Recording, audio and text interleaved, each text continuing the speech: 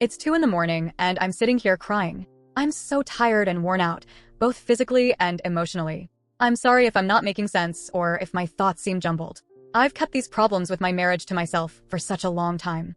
I didn't want to bother my friends or family with all of this. It's been building up for so long, and I guess it's all coming out now. I'm a 34-year-old woman. I've been with my husband, let's call him Tom, for 8 years now. We've had our ups and downs like any couple, but things have changed dramatically. Ever since our little girl was born 3 years ago, I've found that I can't trust Tom with anything, even the smallest, most simple things. It's like he's become a completely different person, and I'm struggling to understand why. Let me give you some background about my situation. When I was 19, I was in a really bad car crash. A big truck driver fell asleep while driving and smashed right into my car. It was terrifying, and I'm lucky to be alive. Because of that accident, I now have a lot of metal in my body. It's so much that it makes airport security alarms go off every time I travel. I have good days and bad days with my body now. Some days I feel almost normal, and other days I can barely move. I used some of the money from the accident settlement to buy a house. I had it changed and set up to fit my needs because the doctors say I might need a wheelchair one day. I work with computers now. It's fun and challenging work, and the best part is that I can work from bed on my bad days when I'm in too much pain to move around. My husband, Tom, hasn't worked for 5 years now. That was okay at first, even after our daughter was born. We had enough money from the accident settlement, our paid-off house, and my job to live comfortably. I actually liked having him at home with me. He did most of the housework, which was a big help considering my physical limitations. We even pay someone to come in and clean once a week and do a big deep clean once a month. This arrangement gave us more time to spend together as a family, which I really valued. But since our daughter was born, it's like Tom's brain just stopped working properly. I don't know how else to explain it. It's like he can't think clearly or make good decisions anymore, especially when it comes to our daughter or me. For our daughter, he constantly buys the wrong size diapers, even though we've been parents for 3 years now. He doesn't mix her bottles right, which could be dangerous for her. He puts diapers on backwards, which would be funny if it wasn't so frustrating. He leaves dirty wipes out where our daughter could get to them. He forgets to lock cabinets with dangerous things inside. Just this week, he went to the store 3 separate times but kept buying the wrong size socks and shoes for her. I ended up having to order the right ones online because I couldn't trust him to get it right. When it comes to helping me, things aren't any better. He tries to help fill my weekly pill box, which should be a simple task, but he often spills new pills all over the floor. Then he says he didn't see the pills he missed picking up, which could be really dangerous if I miss doses. He keeps giving me grapefruit juice to take with my medicine. That's really dangerous and could cause serious problems with my medication. He constantly forgets that I can't have dairy and puts milk in my coffee or cheese on my burger. It's like he doesn't even think about my needs or health anymore. He's also become incredibly careless with our belongings. He's broken so many of my things by not paying attention. Once, he dropped my laptop and broke it when he was packing it for a trip. I had specifically told him I would pack my own electronics because I was worried about exactly this happening. It's like he doesn't listen to me at all anymore. In the kitchen, we've lost so many spoons and forks in the garbage disposal because he's not careful. He tried to fix my car once, saying he could save us money, but he ended up breaking something inside the engine. 2 different repair shops said they couldn't fix it. We had to buy a whole new car because fixing the engine would have cost $11,000. And then, if you can believe it, just a week later, he crashed the new car into our garage door.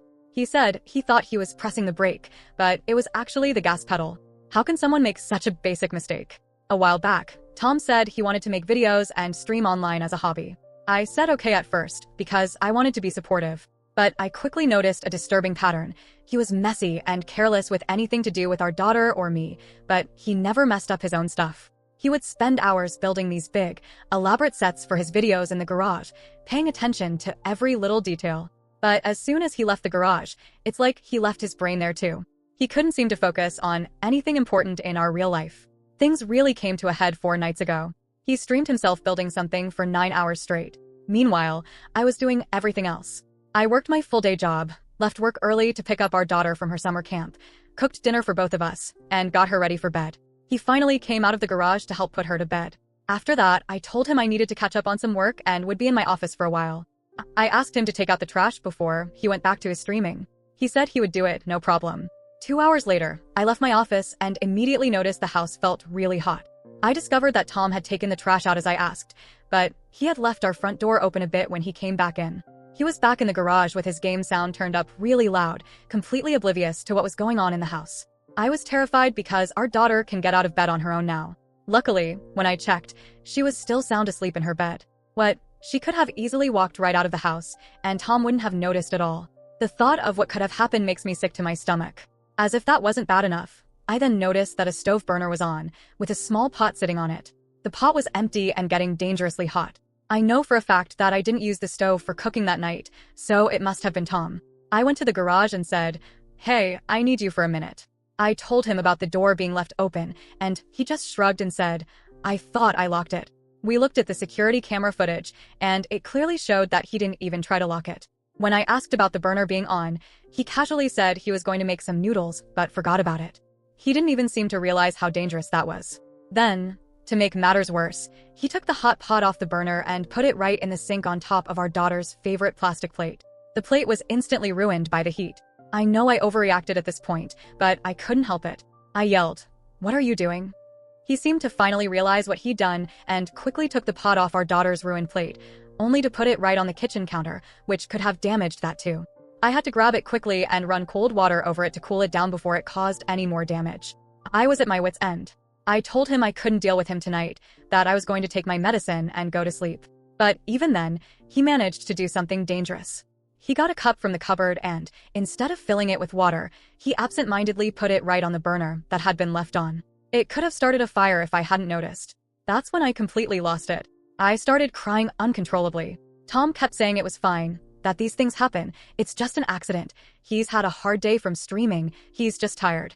He had the nerve to ask why I was crying, saying it's just a cup and we can buy a new one. But it wasn't about the cup or any one incident. It was about all of it, everything that had been building up for so long.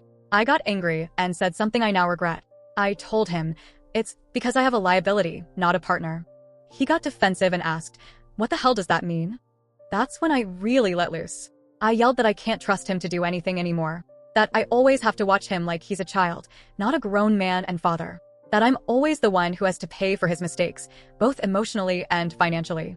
I told him that every time I let my guard down and think I can trust him to be a responsible adult, I'm the one who gets hurt or has to clean up his messes.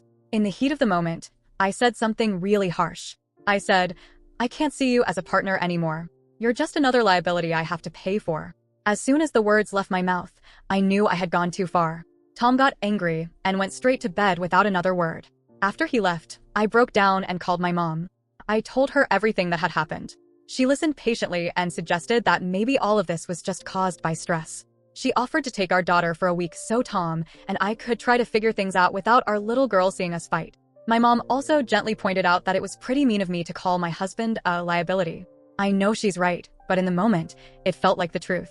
The next morning, I told Tom that my mom had offered to pick up our daughter from camp and watch her for a week, so we could have some time to ourselves. All he said was, "Okay," and that's literally all we've said to each other since that night. Now he spends all day, every day, in the garage playing games with his online friends, making videos, and streaming. He doesn't even come into the house to eat anymore. He's been ordering food delivery and having them bring it directly to the garage. It's like he's trying to pretend the rest of the house and me don't exist. It's been several days now, and he still refuses to be in the same room as me. I've tried sending him messages, asking if we can talk about what happened or try to figure out how to fix things. But he's just ignored all my messages. If I go into the garage to try to talk to him in person, he completely ignores me. He'll say sorry to his friends or viewers for the interruption, but he won't even look at me. As soon as I leave, he turns his microphone back on like nothing happened. It's killing me to be so close to him physically but feel a million miles away emotionally. I feel like I should mention that before this big fight, I had tried many times to address these issues with Tom. I always tried to be nice and patient when he messed up, especially in front of our daughter. I didn't want her to think that mistakes always make people angry. I even suggested that maybe he should see a doctor, just to check if there might be something medically wrong that was causing all these issues. But he always brushed off my concerns. He'd say I was worrying too much, that everyone makes mistakes sometimes. He didn't seem to see that there was a real problem, even when he kept making the same dangerous or costly mistakes over and over again. When I tried to get him to understand that his carelessness was costing us a lot of money, he'd just shrug it off and say, "It's not like we can't afford it."